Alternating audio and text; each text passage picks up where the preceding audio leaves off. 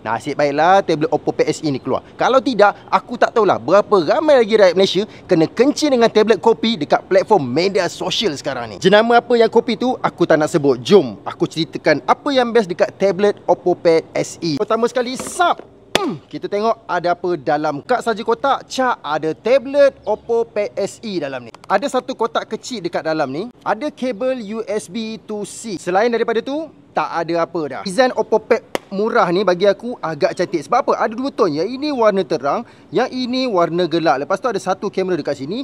Bodi tepi dia tidak berapa petak. Okey, ada dua speaker sini. Ini satu button on off rasanya.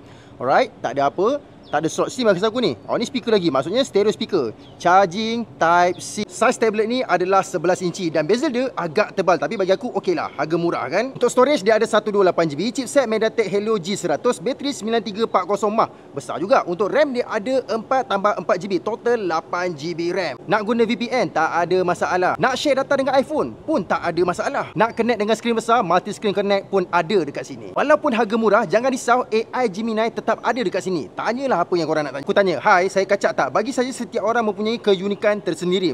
Pandai dia mengampu aku. Nak buat kerja dekat tablet ni, dokumen pun ada dekat sini tau. Tengok aku tekan create, apa yang ada? Dokumen, spreadsheet, presentation, TXT ada dekat sini. Convert to PDF pun ada juga. Fungsi keep space ni tak lebih tak banyak sebenarnya untuk kontrol anak korang daripada melebih-lebih gunakan tablet ni. Aku play video serangga dekat tepi jalan macam gini je. Mesti orang tanya, "Bang, kenapa play dekat tepi jalan sini?" Ada sebabnya. Sebab aku nak tunjukkan walaupun dekat outdoor, dia punya brightness, dia punya color masih lagi cantik. Kejap aku tunjuk. Ada satu lagi. Warna yang burung tu. Nampak tak? Cantik gila kan? Kamera tablet ni biasa saja, tapi yang aku respect dia ada AI editor sekali. Nampak tak? Walaupun harga dia murah, macam-macam AI ada dekat sini. Untuk bahagian note, aku niatkan biasa-biasa saja. Rupa-rupanya ada satu button kat sini. Korang tengok apa ada? AI assistant for notes. Macam-macam ada weh kat sini. Aku bukan nak overclaim, tapi speaker stereo dia kuat gila weh. Korang dengar tak dalam video ni? Setup gaming untuk Mobile Legends. Ini apa yang aku dapat. Height dan juga height. Lepas saya tengok abang review, biasa je tablet ni, tak power mana pun. Engkau ni harga 500 lah. Baik beli Oppo Pad SE ataupun